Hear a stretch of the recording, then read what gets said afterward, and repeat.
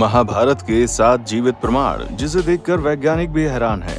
दोस्तों, हमारे भारत में हिंदू धर्म और इनके देवी देवताओं को लेकर अक्सर सवाल उठते हैं। लोग ये तक कह देते हैं कि ये देवी देवताओं से जुड़ी सारी कहानियां झूठी हैं। कई बार तो लोग महाभारत जैसे महाकाव्य को भी झूठा साबित करने में लगे रहते हैं। अगर आप भी उन्हीं में से एक हैं तो ये वीडियो आपके लिए है, क्योंकि पंचम वेद कहे जाने वाले महाभारत का सच जानकर आपको अपने कानों पर विश्वास नहीं होगा।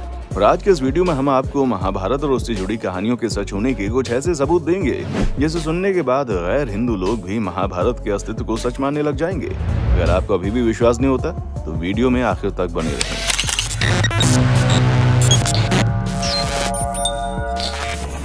कुरुक्षेत्र की लाल मिट्टी।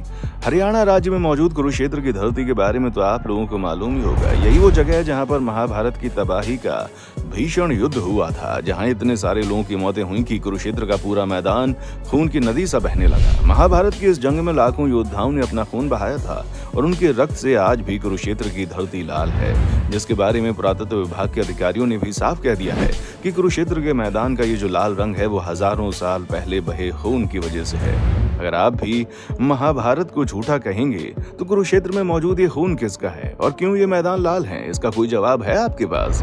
वैसे आपको क्या लगता है, महाभारत का युद्ध सच्चा या झूठा? अपना जवाब हमें कमेंट सेक्शन में देना ना भूलें और साथ ही वीडियो में जय हिंद जरूर लिखें। चलिए आगे बढ़ते हैं, वीडियो को सपोर्ट करते रहिए। केदारनाथ और पशुपतिनाथ मंदिर।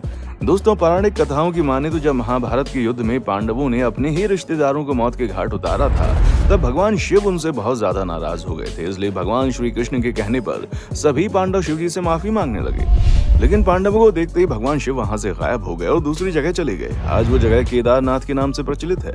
वही केदारनाथ जहां भगवान शिव का भव्य मंदिर है, जिसे बाढ़ जैसी प्राकृतिक आपदा भी नहीं हिला पाई। शिव से माफी मांगने के लिए पांडव केदारनाथ पहुंचे तो भगवान शिव उनके आने से पहले ही भैंस का रूप लेकर सामने खड़े हो गए।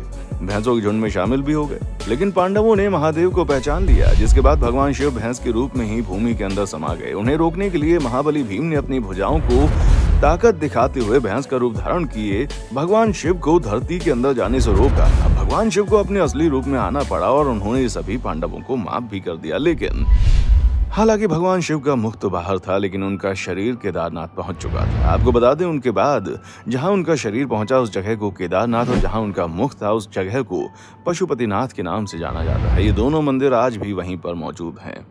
ब्रह्मास्त्र और आज के न्यूक्लियर हथियार।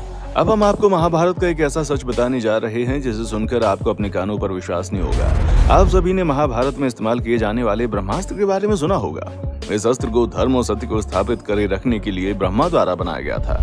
ये एक बहुत ही विनाशकारी हथियार था जो आज के समय के परमाणु हथियार जैसा ही है।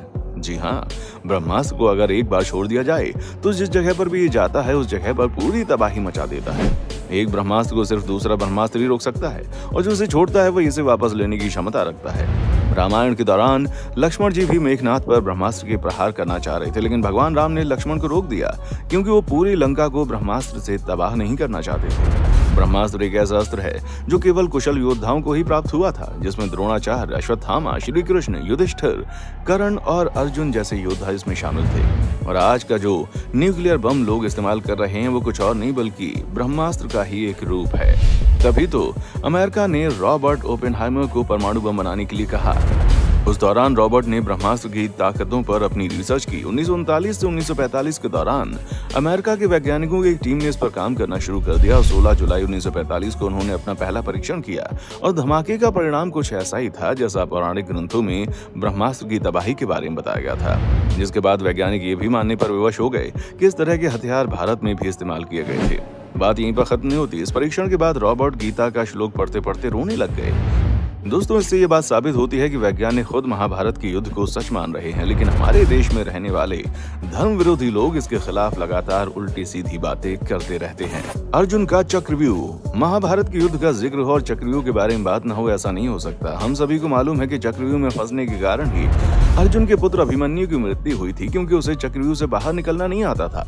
हालांकि चक्रव्यूह को तोड़कर बाहर निकलने की पूरी कला अर्जुन को मालूम थी और इसका परिणाम हम आज देख सकते हैं। हिमाचल प्रदेश के हमीरपुर जिले में मौजूद राजनौड़ गांव एक ऐतिहासिक स्थल के रूप में जाना जाता है। यही वो जगह है जहां पर अज्ञातवास के दौरान पांडव रुके थे और इसी दौरान अर्जुन ने यहां पर चक्रव्यूह का ज्ञान प्राप्त करके उसे पत्थर पर बनाया था, जो आज भी हम वहां देख सकते हैं। इस चक्रव्यूह पर देखा जाए तो यहाँ पर अंदर की तरफ जाने का रास्ता साफ नजर आता है, लेकिन बाहर जाने का रास्ता सिर्फ अर्जुन को मालूम था। जिस जगह पर यह चक्रव्यूह बना है उसे पिपलू किला के नाम से जाना जाता है।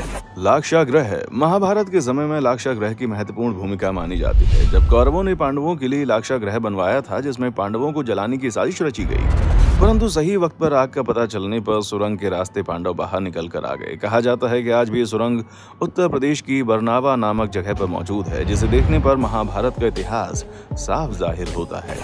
महारथी कर्ण का अंगराज। माता कुंती के सबसे बड़े पुत्र कर्ण की वीरता के बारे में तो आप जानते ही हैं, जिन्हें दुनिया दानवीर कर्ण के नाम से जानती है, जो सूर्य के पुत्र भी थे। दोस्तों, कर्ण अंग देश के राजा थे, जो उन्हें दुर्योधन द्वारा उपहार स्वरूप मिला था। उस समय का अंग देश आज उत्तर प्रदेश के गोंडा जिले के नाम से जाना जाता है। साथ ही जरासंध द्वारा अपने राज्य के कुछ हिस्से को कर्ण को दिए जाने की बात भी कही जाती है, जो आज बिहार के और मुंगेर के भागलपुर जिले के नाम से जाने जाते हैं। अब महाभारत की इन जगहों में कितनी सच्चाई है, इसका अंदाजा आप इस बात से लगा सकते हैं कि इन राज्यों की स्थापना आज भी वही है जहां कल थी, और ना ही कोई इनको बदल सकता है। भगवान श्री कृष्ण की द्वारका नगरी। महाभारत में हम इस चीज का जिक्र साफ साफ देख सकते हैं कि भगवान श्री कृष्ण ने द्वारका नगरी बसाई थी, लेकिन बाद में भगवान द्वारा बसाई गई ये नगरी जल में विलीन हो गई और पूरा द्वारका नगर पानी में समा गया। लोगों को कई बार ये चीज काल्पनिक लगती है, लेकिन द्वारका नगरी वाकई में मौजूद थी। पुरातत्व विभाग के लोगों को गुजरात के पास समुद्र में नीचे बहुत ही पुराना शहर मिला। रिसर्च करने के बाद पता चलता है कि ये वही द्वारका नगरी है जिसके बारे में महाभारत में बताया गया है। भगवत गीता। दोस्तों, महाभारत के इतने सारे सच जानने के बावजूद अगर आपको संदेह है तो गीता से बढ़कर और कोई सबूत नहीं हो सकता, क्योंकि गीता एक ऐसा ग्रंथ है जिसे झुठला पाना मुश्किल ही नहीं बल्कि असंभव है।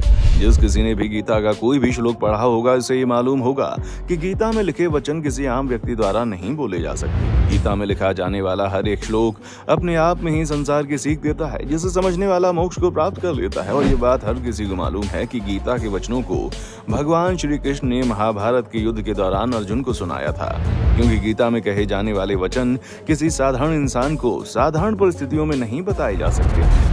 इसके लिए युद्ध की परिस्थिति होना बहुत जरूरी है, जहां भगवान श्री कृष्ण अर्जुन को रणभूमि में आखिरी सांस तक लड़ने के लिए कह रहे हैं। वो कहते हैं कि अर्जुन, अब तुम्हारा सिर्फ और सिर्फ एक ही धर्म है, महाभारत के युद्ध को जीतना, क्योंकि अर्जुन युद्ध से लड़ने से पहले ही अपने परिवार वालों को देखकर घबरा जाते हैं और युद्ध से पीछे भागने की मांग रखते हैं। अर्जुन की इसी बेतुकी मांग पर विरोध करते हुए भगवान श्री कृष्ण अर्जुन को गीता का ज्ञान देते हैं कि सब कुछ मोह माया है, ना कोई तुम्हारा है ना तुम किसी के हो। जाहिर सी बात है दोस्तों, कोई भी साधारण मनुष्य साधारण जिंदगी में होने वाली परिस्थितियों में भला गीता का ज्ञान क्यों देगा और कोई इस तरह की बातें क्यों कहेगा। गीता में लिखी एक एक बात इस बात का सबूत है कि महाभारत कोई काल्पनिक कथा नहीं बल्कि ये हिंदुओं का वो पवित्र इतिहास है जिससे हमें बहुत कुछ सीखने को मिलता है।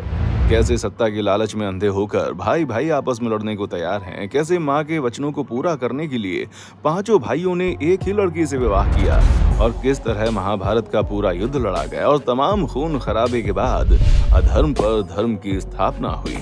यकीन है कि आपको महाभारत के इतिहास पर विश्वास हो गया होगा।